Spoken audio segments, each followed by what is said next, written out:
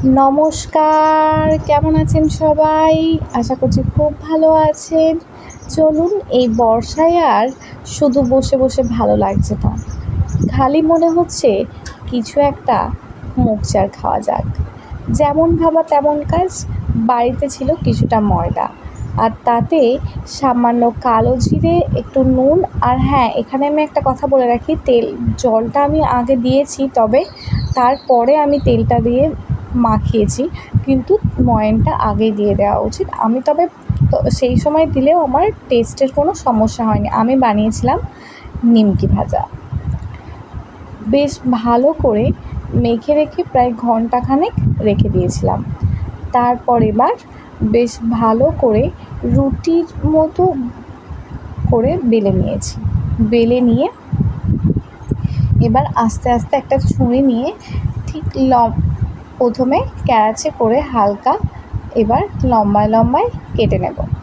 কেটে নেওয়ার পর যেমন এইভাবে একদিক করে কাটতে থাকবো, তেমন তার অপোজিটে মানে উল্টো দিকেও আরেকভাবে কাটা হবে। এইটা না খুব ছোটোবেলায় আমার মা ঠিক অষ্টমীর দিন বাড়িতে বানাতো। আমি কোনোদিন বানাইনি, এটাই ফার্স্ট টাইম। তবে হঠাৎ ইচ্ছা গেল বাড়িতে বসে বানাতে, তাই।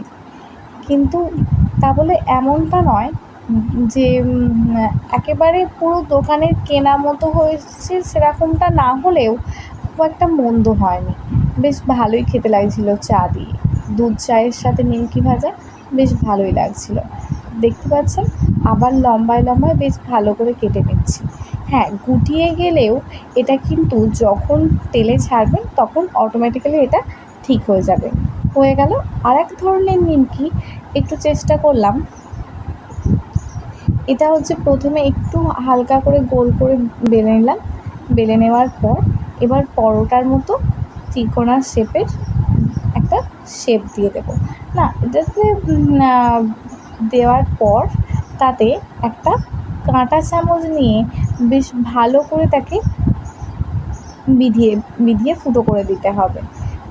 সেটা আমিও চটপট করে ফেললাম। দেখতেই পাচ্ছেন, দেখুন একটা কাঁটা চামচ নিয়ে বেশ ভালো করে তাকে বিধিয়ে দিলাম, যাতে না লুচির মতো ফুলে যেতে পারে আর একটু খড়মড়ে ভাবটা এটাতে হয়। দেখুন, এবার অন্যদিকে আমি কড়াতে তেল গরম করতে দিয়েছি।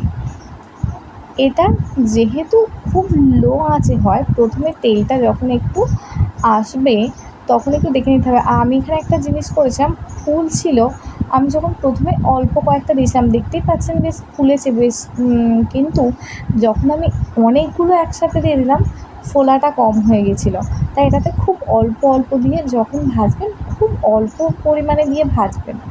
আর দেখতেই পাচ্ছেন যেগুলো প্রায় একটার সাথে একটা লেগেছিলো, সেগুলো হালকা হালকা করে ছেড়ে গেছে।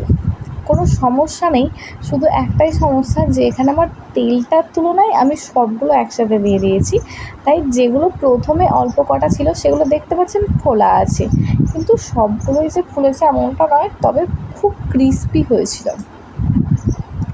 অসাধারণ একটা মচমচে ভাব ছিল বলে ঠিক একইভাবে কম আছে, খুব লো হিটে আগে যেমন নিমকিগুলো ভেজে নিলাম, এগুলো খুব চটপট করে ভেজে নিলাম।